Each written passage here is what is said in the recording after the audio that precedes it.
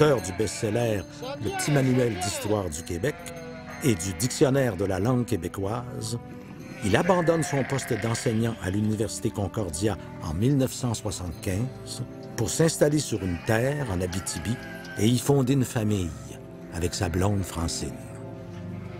Allez, viens-t'en!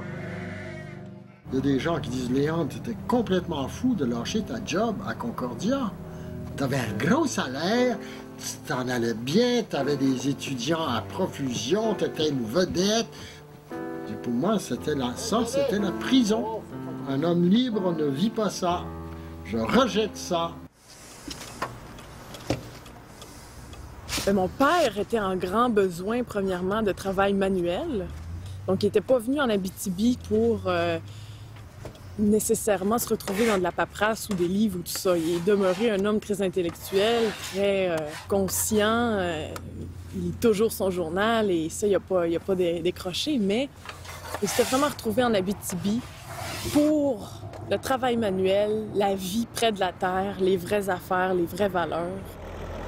La boulangerie, c'est son gagne-pain, mais ce n'est qu'une partie du travail qu'il fait.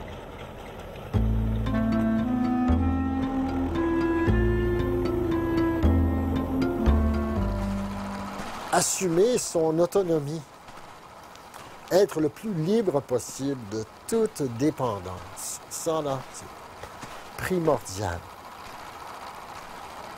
Pendant très longtemps, on avait été endoctrinés par les prêtres et on s'est libéré du clergé dans une génération. Mais est-ce qu'on s'est libéré de l'idéologie cléricale?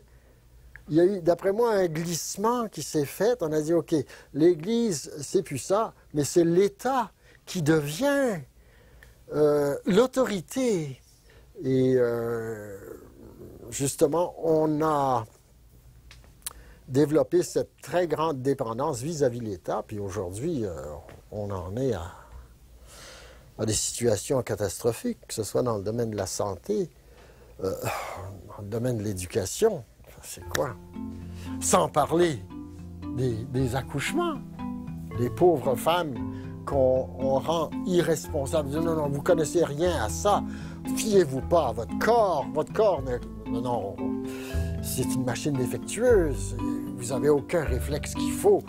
Remettez-vous entre nos mains et nos machines. Nous, on connaît ça. Alors, schlack!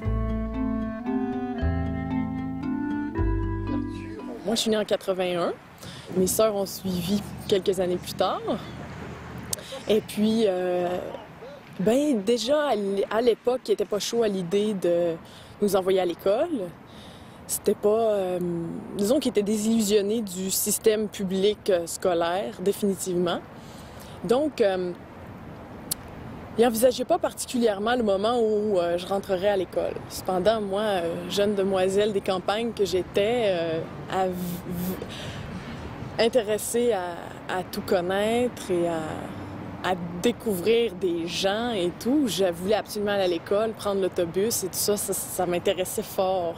Alors, quand j'ai eu la chance d'aller à la maternelle, j'en étais très heureuse. Par la suite, quand j'ai continué, puis là, il fallait que je me rende en première année. Là, j'ai eu un clash plus grand. Là j'ai fait...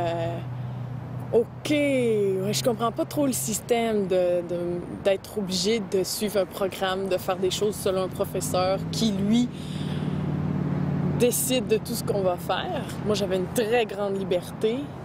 Une éducation sans barème, sans programme, sans horaire. On se lève le matin, on vit, on découvre, on pose des questions et on se développe. Il suffit de retourner un peu en arrière pour voir comment l'école obligatoire qui a été créée au début du 20e siècle, ça a été la planification du contrôle social.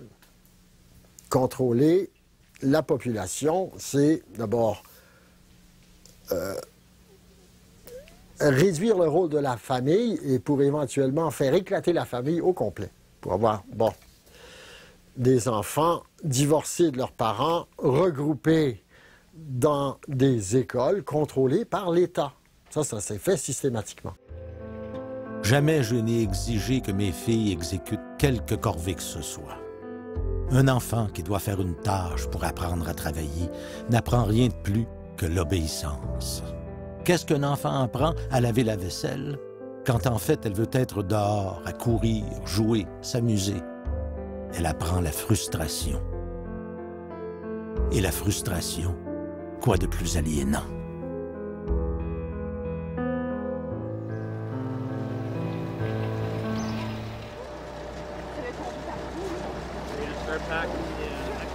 En partant, je me suis dit, elles vont vivre leur vie, moi, je participe, je leur donne ce que je peux.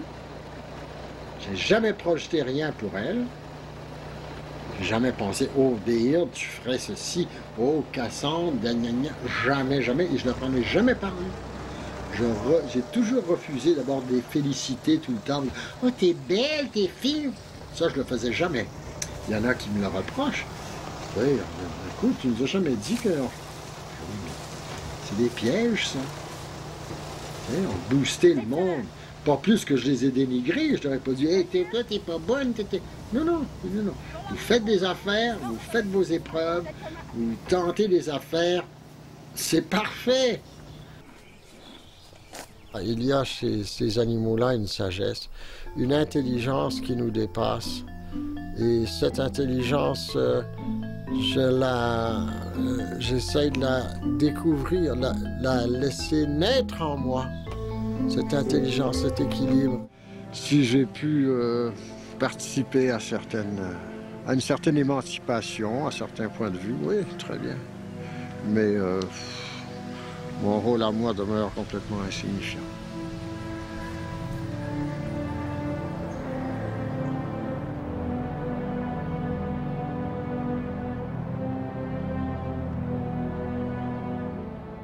Bûcher en hiver, là, c'est tellement agréable. Voir cette petite neige tomber. Et puis, c'est la grosse tranquillité. Je suis toujours un grand privilégié. Il y en a qui disent que je travaille beaucoup, mais pour moi, ce travail-là, c'est pas pénible du tout, au contraire. Ça me garde en santé.